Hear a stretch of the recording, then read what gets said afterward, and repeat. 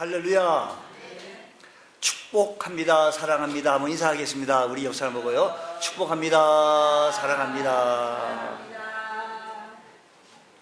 성경에 나오는 인물 가운데 바사의 왕인 고레스라는 왕은 인품이 훌륭한 덕장으로 잘 알려져 있습니다. 그런 적들을 가혹하게 다루지 않고 유화 정책을 펼쳐서 늘 적들을 포용하려고 노력했던 것입니다. 그래서 우리가 잘 아는 대로 그는 칙령을 반포해서 바벨론 포로로 끌려갔던 이스라엘 백성들을 조국으로 귀향시키도록 조치를 취했던 것이었습니다. 그래서 우리는 알잖아요. 바벨론 포로 몇 년? 70년 동안, 70년 만에 그들이 다시 본국으로 귀향하게 되어졌던 사건이 있습니다. 근데 사실은 한꺼번에 그 출애굽할 때 이게 아니고 이렇게 유화 정책을 써서 다 정책적으로 한 거지. 정치적으로 하게 되어졌습니다. 어쨌든 한 번은 그가 이웃 나라를 정복했는데 그 나라 왕과 왕비와 그의 자녀들이 다 사로잡혔어요. 왕과 왕비, 왕의 자녀들을 포로로 잡아왔습니다. 근데 가만히 보니까 고레스 왕이 읽어보니까 그를 죽이기가 너무 아까운 거예요. 그래서 그는 적국의 왕을 향해서 이렇게 물었습니다. 내가 만일 당신을 살려준다면 그대는 어떻게 하겠는가? 그랬더니 적국의 왕이 붙잡혀 왔으니까, 포로가 왔으니까 죽음 직전에 살려주면 어떻게 하겠느냐 이 말을 듣고 내 재산의 절반을 당신 주겠어. 내가 살려주면. 그래. 내가 당신의 자녀를 살려주면 당신은 어떻게 하겠어? 라고 했더니 그러면 내 재산의 전부를 다 드리겠습니다. 라고 얘기했습니다. 그는 고개를 끄덕이면서 마지막으로 이렇게 물었습니다. 만일 내가 그대의 왕비를, 그대의 부인을, 그대의 왕비를 살려준다면 그대는 어떻게 하겠는가? 라고 물었습니다. 그러자 적국의 왕은 스스럼 없이 이렇게 대답을 했다는 것입니다. 그렇게만 해주신다면 지금 당장이라도 제 목숨을 기꺼이 왕에게 바치겠습니다. 라고 얘기했습니다. 그 말 듣고 그는 고레스는 매우 감동을 얻었습니다. 이야, 대단하다. 자기 사랑하는 아내를 위해서라면 자기의 목숨까지도 바치겠다는 적국의 왕의 말을 듣고 너무 감동됐어요. 고레스 왕이 참 감동됐어요. 그래서 그는 신하들에게 이렇게 명령을 내렸습니다. 여봐라, 이들을 죽이기에 너무 아까운 인물들이다. 모두 다 풀어줘라. 모두 풀려나게 됐습니다. 그래서 그날 밤 잠자리에 들게 되었습니다. 풀려난 왕은 왕비에게 묻습니다. 야, 과연 우리가 듣던 대로 고레스 왕은 훌륭한 덕장임이 틀림없어. 그는 분명히 전 세계를 제패할 것이요. 내가 그의 얼굴을 자세히 보니까 인물도 참 고레스 왕을 얘기하는 거예요. 인물도 얼마나 출중한지. 참 인품이 대단하고. 당신 보기에는 어떻소? 라고 그날 밤에 자기 부인에게 물었습니다. 그래서 뜻밖의 왕비는 저는요 그 사람의 얼굴 전혀 쳐다보지 못했습니다. 왜냐하면 저는 저를 위해서라면 기꺼이 자신의 목숨까지도 아깝지 않다고 바치겠다고 하는 믿음직한 자기 남편인 자기 남자 얼굴을 황홀하게 쳐다보느라고 그 외에는 다른 곳에는 정말로 눈길을 돌릴 수가 없었다 라고 얘기를 한 거예요. 이 얘기가 참 아름다운 얘기 같아요. 여러분은 지금 누구를 바라보면서 황홀해하고 있습니까?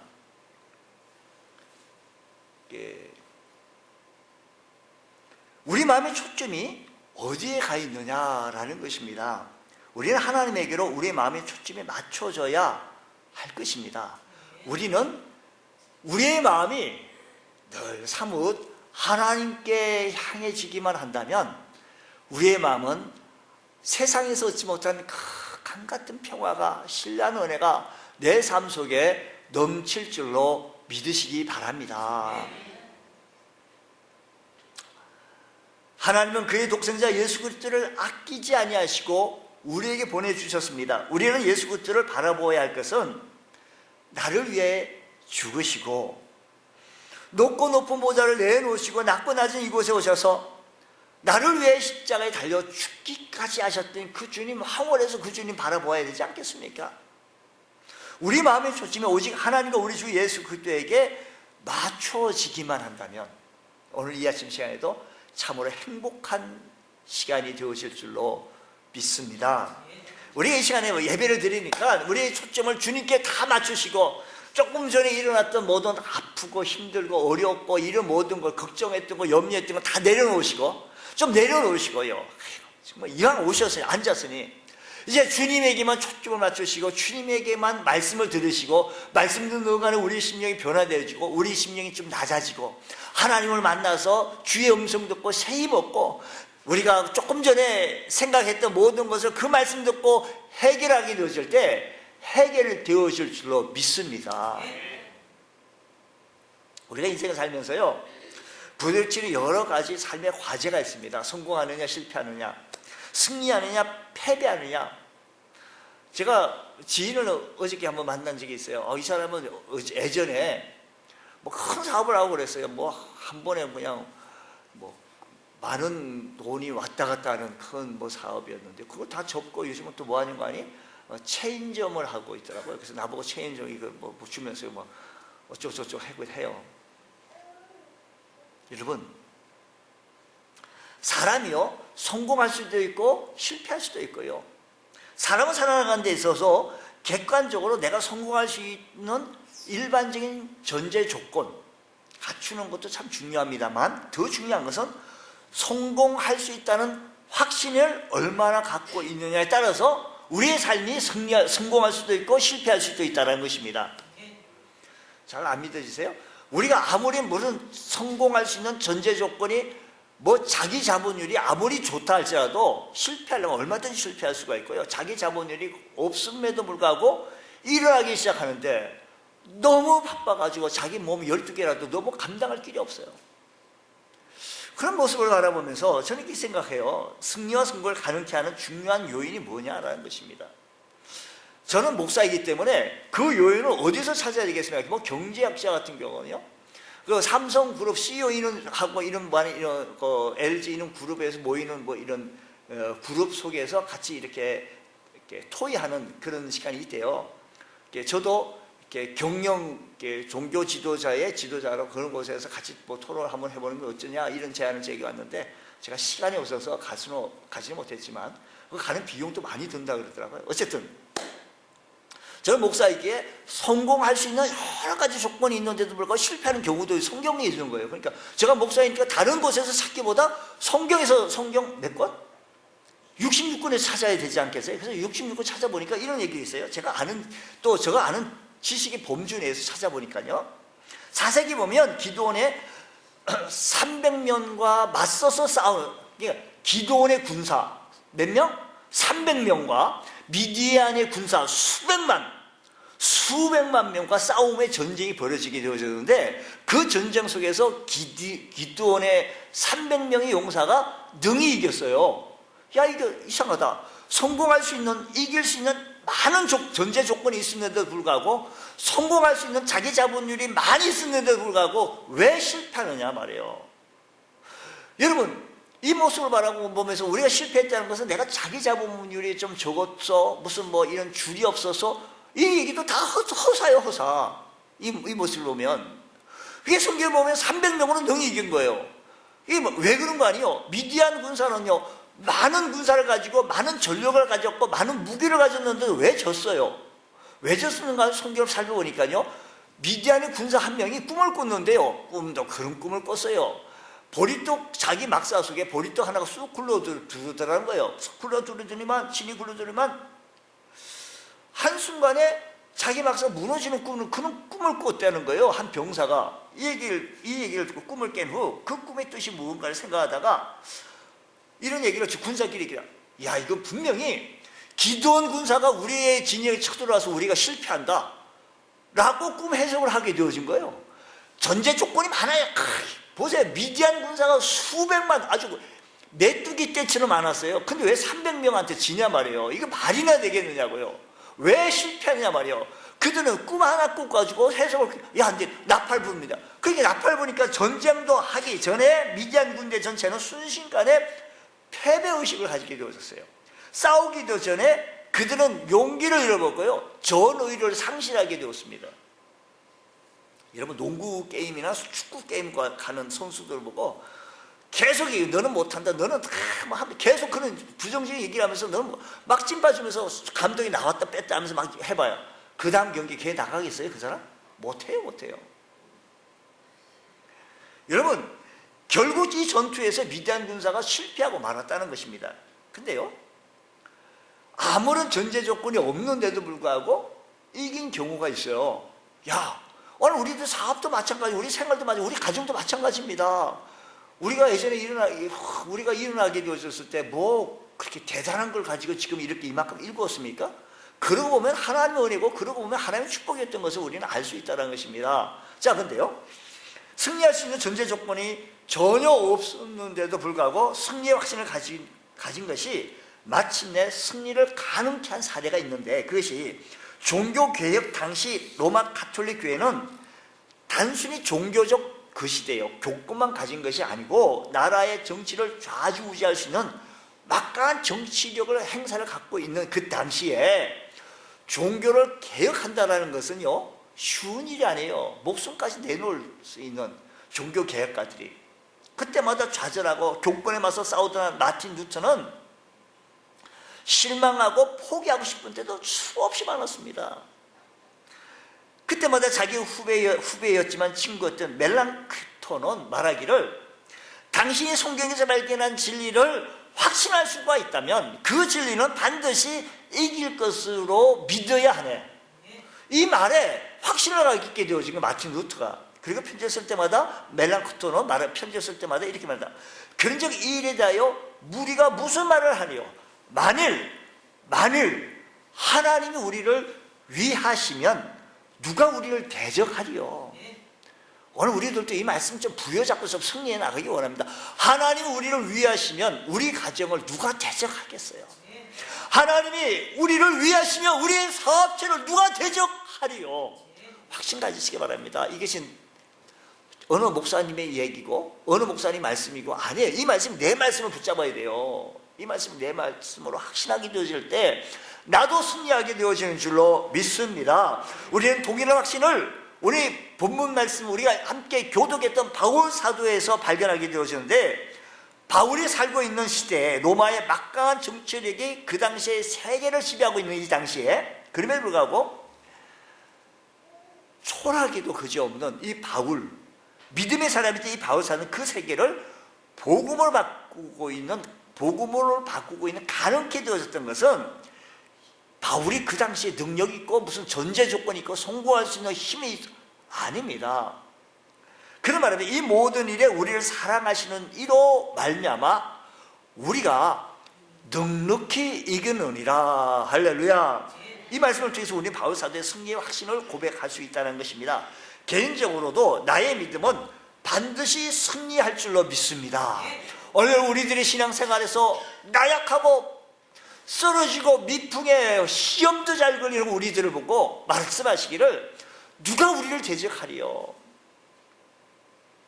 이 승리에 대한 확신을 형성하는 근거는 무엇인가 하면 이 본문 속에서 말씀하시기를, 하나님이 우리를 위하시면 승리의 확신을 가져야 합니다. 오늘 이 아침 시간에 우리 모두는 승리의 확신을, 믿음의 확신을 가지시기를 주의 이름으로 축복합니다. 하나님의 주권에 대한 믿음, 하나님이 하신다는 겁니다. 우리 참된 그리스도인이고 거듭난 성도들이라고 한다면 우리 삶에 대해서 하나님이 놀랍도록 역사하신다고 하시는 믿음을 가져야 합니다. 하나님이 하신다라는 믿음을 가져야 해요. 하나님이 하신다. 저는 말씀드린 목사니까 이 하나님이 하신다라고 하는 이 말씀을 성경 속에 보니까 수없이 있어요. 상황을 바라보거나 환경을 바라보거나 우리의 가지고 있는 조건들을 바라보고 실망하지 마시고요, 포기하지 마시고요, 하나님 바라보며 확신하며 승리의 확신으로 우리의 삶이 나아가시기를 주의로 축복합니다. 오늘 29절 28절 말씀 보면 이랬습니다. 우리 잘 아는 말씀, 우리가 알거니와 하나님을 사랑하는 자 곧 그 뜻대로 부르심을 입은 자들에게는 모든 것이 합력하여 선을 이루느니라. 여러분의 삶의 현장 속에서 어렵고 고통과 시련과 오늘 말씀 속에요. 보세요. 합력하여 선을 이루시는데 이 합력하여 선을 이루시는 그 하나님을 믿으시면서 그 하나님 앞에 담대히 나가실 수 있는 귀한 은혜가 일어나시기를 바랍니다. 우리 모든 것이 합력하여 선을 이루시는 하나님, 그리스도의 인격을 담게 하시고, 선을 이룬다는 건 주님의 인격을 담게 하시고 주님께서 세워주시고 축복하여 주실 줄로 믿습니다. 성경에 보니까요 이런 사람이 있어요. 요셉이 잘못했어가 아니에요. 그 아버지가 요셉을 좀 사랑했을 따름이에요. 그 부인이 참 아름다운 살아가는 아내를 통하여 낳은 요셉, 그래서 좀 사랑했어요. 그게 계기가 됐는지 저게 계기가 됐는지 요셉 편에 섰을 때는 참 억울합니다. 요셉 편에 섰을 때는 형들의 편 말고 요셉의 입장에서 볼 때는 얼마나 억울합니까? 자기가 뭘 잘못했다고 형들에게 맞기도 하고 미움받기도 하고 나중에는 깊은 웅덩이다 집어넣게 죽은 거죠. 그 속에 들어가면 죽은 거예요. 형 그러지 마. 얼마나 외쳤겠어요. 나 살려달라고 얼마나 외쳤겠어요. 큰 깊은 웅덩이에 집어던지기도 하고.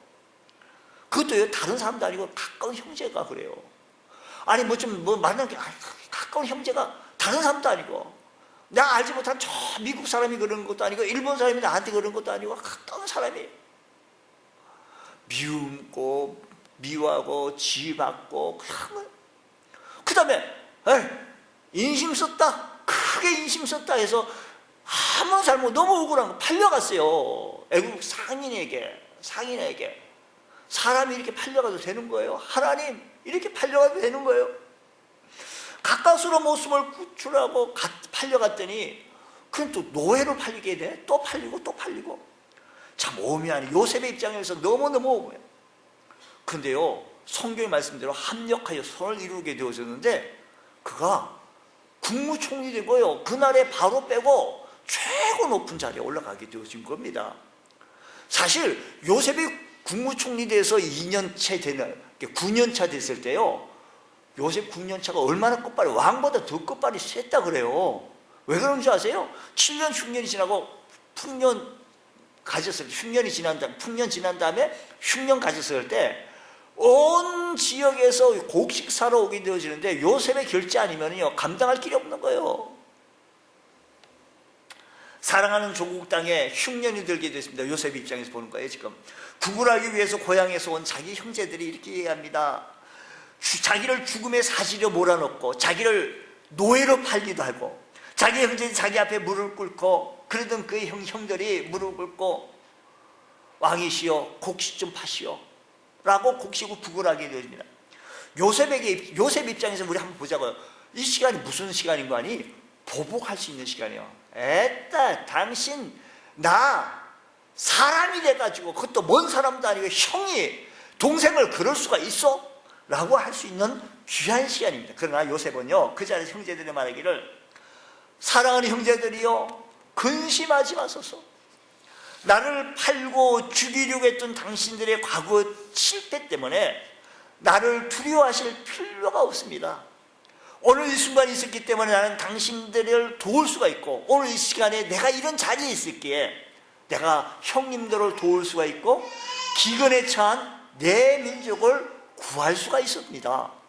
이 모든 일을 하신 분은 하나님이십니다. 하나님의 당신들을 앞서서 나를 이곳에 보내시게 하여 주시고 이 모든 상황을 하나님께서 섭리로 이끄셨습니다. 따라서 나는 당신들에게 아무런 원망이 없습니다. 너무 멋져요. 너무 멋져요. 요셉이 얘기하는 게요 안 멋져요. 너무 훌륭해요. 주님의 마음 닮은 것 같아요. 예수님 만난 것 같아요. 사람이라면 어떻게 그럴 수 있겠어요? 형 그때 그럴 수 있었냐고 잘 만났다고 한번 할 수 있지 않겠어요? 주님의 마음 모든 것을 합력하여 요셉이 얼마나 고난을 겪었습니까? 얼마나 어려운 모습을 겪었습니까? 참 너무너무 어려움을 겪었습니다. 이런 상황 속에서도 그는 하나님 앞에 바로 서면서 주님의 얼굴을 닮으면서 나보다 이곳을 먼저 보내신 것은 하나님께서 하셨어요. 나는 당신을 원망할 마음 전혀 없어. 하나님 마음 푸는 거예요. 주님 마음 푸는 거예요. 오늘 우리의 삶의 현장 속에서 오늘 우리가 어렵고 이 고난, 하나님 왜 이런 고난이 옵니까? 하나님 왜 이렇게 어렵습니까? 왜 이렇게 힘들게 합니까? 남들은 잘 살게 되어지는 것 같은데 왜 나는 이렇습니까? 라고 원망하지 마시고요. 합력하게 그 상황 속에서 또한 선을 이루시는 좋으신 하나님이 계신 줄 믿으십니까? 네. 할렐루야. 욥이라는 사람이 있죠. 욥은요 아무런 잘못을, 욥도 정말 억울해요. 억울해. 어느 날 사탄이 와가지고 자기를 넘어뜨리는데 발로 차고 무너뜨리는데 유도로 얘기하면 엎어치기 하고 뭐 뒤집어치기 막 욥이 뭘 잘못했다고. 근데 하나님은 그를 내 종, 사랑하는 의로운 종이라고 계속해서 부르십니다.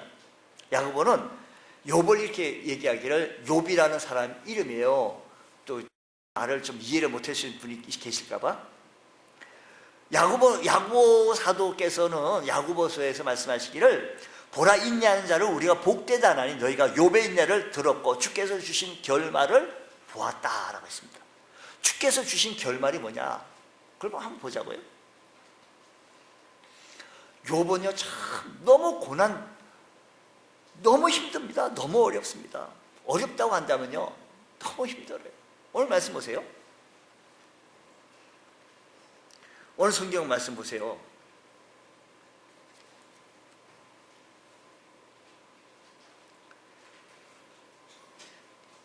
(35절이에요) 누가 우리들을 그리스도의 사랑에서 끊으리요? 환난이나 곤고나 박해나 기근이나 적신이나 질병이나 위험이냐 칼이냐. 여기 보니까 환난이야, 경제적으로 어렵게 만들기도 하고, 질병도 있을 수도 있고, 적이와 칼을 갖고 오기도 하고, 이런 상황 속에서 욥은 이런 상황 속에서 어떻게 그렇게 인내를 한대요? 근데요 욥이 이렇게 대답을 합니다. 욥은 말하기, 그 지독한 고통의 순간을 이겨낼 수 있었던 것은요, 욥기서 23장 10절 말씀, 우리 스크린의 도움을 받으면서 한번 봐야 돼요. 이건요 23장 10절.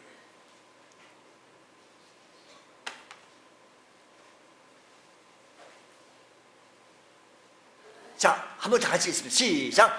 그러나 내가 가는 길을 그가 아시나니 그가 나를 단련하신 후에는 내가 순금같이 나오리라. 내가 정금같이 나오리라 라고 하는 거예요. 여보세요, 내가 가는 길을 누가 안다? 그가 아시나니. 그러니까 욥은 자신의 인생에 대한 하나님의 주권을 알았어요. 믿었어요. 그가 나를 아신다고. 그가 나를 아시는 거예요. 욥이 하는 얘기가, 내가 가는 길을 하나님이 아시나니 그가 나를 단련하신 후에는 정금같이 나오리라 라는 것입니다. 이 모든 것을 정금같은 인격으로 연단하시고자 하심을 욥은 믿었던 것입니다. 그는 그래서 믿었기에 그 고통과 어려움을 견뎌낸 것입니다. 그럼 마침내 그 모든 신을 다 이겨낸 후 어느 날 위로자를 자청하고 와서 오히려 자신에게 위로한답시고 온 친구들, 오히려 자신에게 상처만 주고 간 그 친구들에게 용납하고 용서하는 기도를 시작하는 욥의 모습을 보십시오. 그 욥의 모습, 욥기 42장 10절의 말씀 보면 하나님이 감동받았어요. 욥이 기도하는 이 모습을 보고 너무 감동을 받는데, 보세요. 상처만 주었던 친구들에게 이렇게 얘기합니다. 10절 말씀을, 욥이 그 친구를 위하여 기도할 때, 보세요, 위로하고로 어떤 그 욥의 친구들이 와서 그 상처난 마음에 소금 뿌리고 간 사람이에요. 상처가 박대한 사람이에요. 그 사람을 위하여 뭘 할 때? 기도하는 거예요. 여호와께서 욥의 공경을 돌이키시고 여호와께서 욥에게 이전 모든 소유보다 갑절이나 주신지라 라고 하셨습니다. 그렇습니다. 욥이요 순금같이 정금같은 인격에 증명되는 순간 하나님은 욥에게 더 이상 고난이 불필요하다는 것을 하나님께서 아시고 감동되신 거예요. 고난의 세월이 끝내신 거예요. 하나님께서 전혀 상상도 하지 못한 제2막이 펼쳐지게 되어지는데, 그 하나님께서 그를 축복해 주시기를 이전보다 모든 소유보다 갑절이나 더 주셨다라는 겁니다. 여러분, 우리 모두 하나님께서 합력하여 선을 이루신 그 하나님은 신실하신 하나님. 이 약속의 말씀이 로마서 8장 35절의 이 말씀입니다. 로마서 8장 31절 말씀이 하나님 말씀이라고 한다면 이 약속을 지키시는 하나님이신 줄 믿으시기 바랍니다.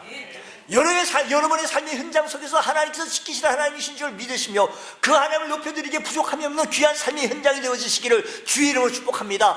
좌절하기에는, 포기하기에는 아직 이릅니다. 우리 신앙생활하면서 예수 믿에 별거 없는데 아주 내 삶이 너무 힘들고 내 삶이 어렵다고요. 욥의 모습을 보십시오. 욥보다 더 어렵습니까? 욥의 고통보다 더 힘듭니까? 그럼에도 불구하고 정금같이 단련한 후순위에 그가 정금같이 나오니라. 그가 같이 나오신다.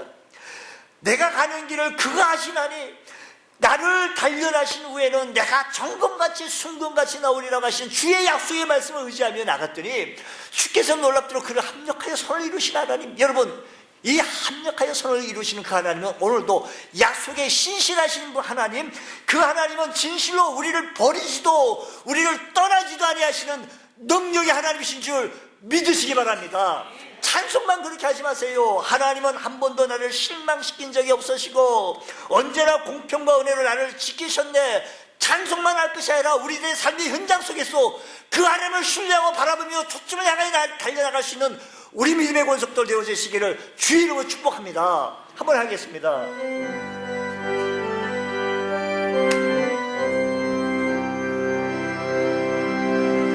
하나님 한 번도 나 실망시킨 적 없으시고 언제나 공평과 은혜로 나를 지키셨네.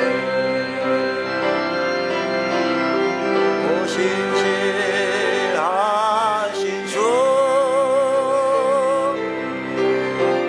오신실하신 주, 내 너를 떠나지도 않으리라. 내 너를 버리지도 않으리라. 약속하셨던 주님, 그 약속을 지키사 이후로도 영원토록 나를 지키시리라. 확신한 오신실하신 주, 오신실하신 주,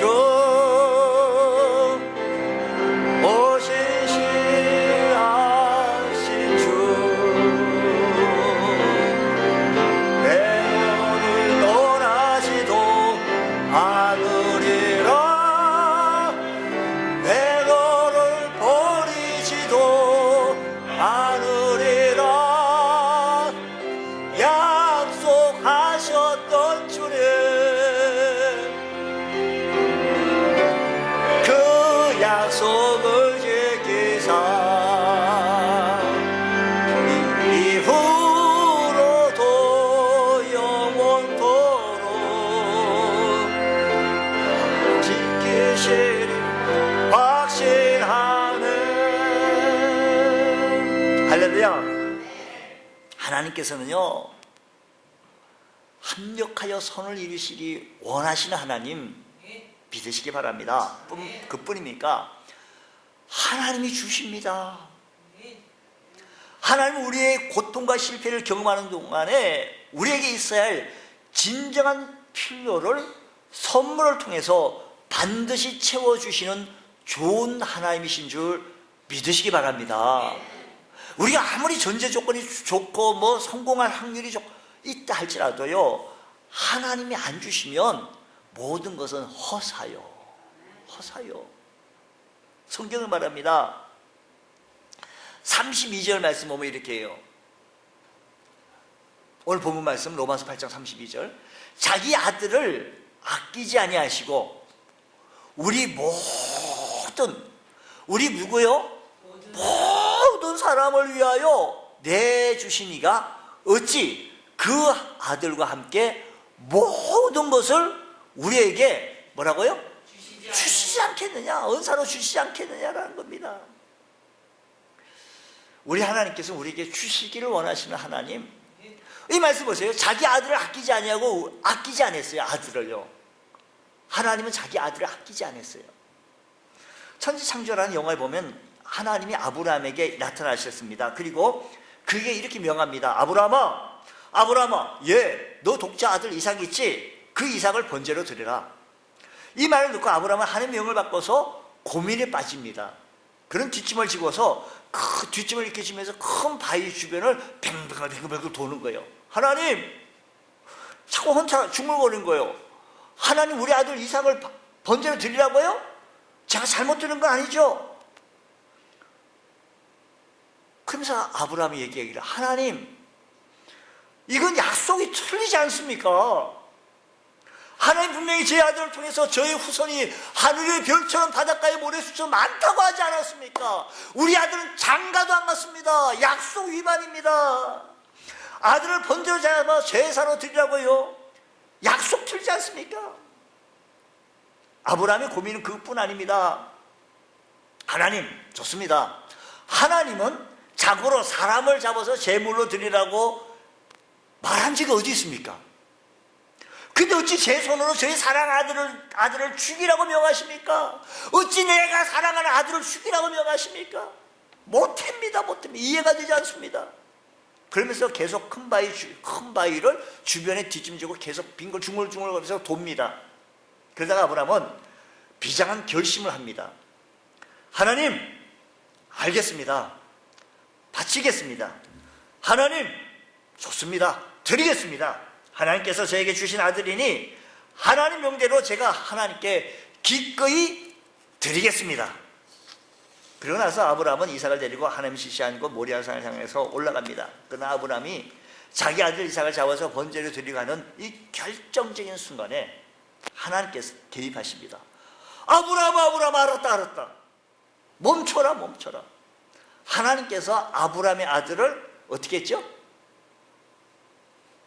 아꼈어요. 죽이지 말라는 거예요. 아브라함아, 알았으니까 너 아들 죽이지 말고 내가 미리 준비한 수양이 있으니, 향이 있으니 그거 번제로 드리면 된다. 깜짝 놀랐네. 하나님 놀란 거예요. 하나님이. 이렇게 이제 나올 줄 내가 몰랐네. 깜짝 놀랐네.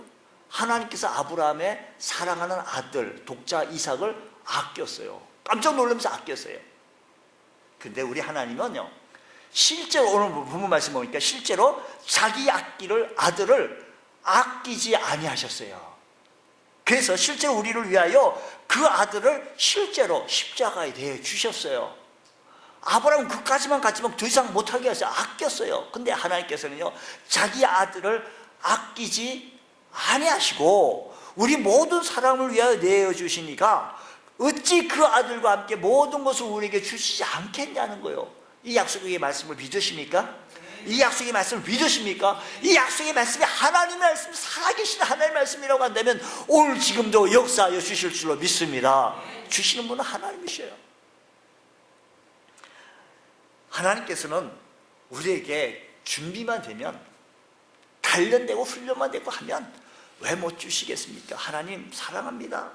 내가 모든 거 사랑합니다. 주님께 초점 맞추고 주님께 의지합니다. 주님께 나가며 주의 은혜를 입으며 하나님의 도우심으로, 저는 이렇게 생각해요. 축복의 근원은 하나님이 주신다는 거예요. 아무리 자기가 뭐 잘 준비했다 할지라도요, 하나님이 안 도우시면, 안 주시면 모든 것이 허사란 거예요. 자녀도 그래요. 우리가 뭐 자녀가 내 자식인 것 같지만 내 자식이 하나님께 내게 맡겨진 거죠. 맡겨주신 것. 하나님께서 우리에게 맡겨주신 것, 필요한 대로 우리 채워주시는 그 하나님을, 약속의 말씀을 믿으시고 그 하나님 앞에 신실하게 순종하며 달려나갈 줄 아는 믿음의 권속들 되어지시기를 주의 이름으로 축복합니다. 뿐만 아니라 하나님의 사랑에 대한 믿음입니다. 하나님께서는 지금도 하나님의 자녀의 놀라운 계획을 예비하시고 그 계획을 예비하실 뿐만 아니라 그 계획을 반드시 성취하시고 이루어주시는 그 하나님을 믿으시기 바랍니다. 여러분 아무것도 아닌 것 같아요. 말씀 보면 이렇게 얘기해요. 오늘 보면 37절. 그러나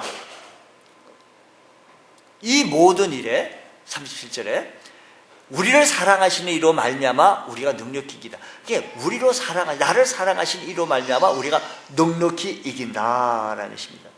여러분, 바울이 우리가 넉넉히 이길 수 있다고 말하는 당당한 고백의 근거가 어디에 있는 거 아니?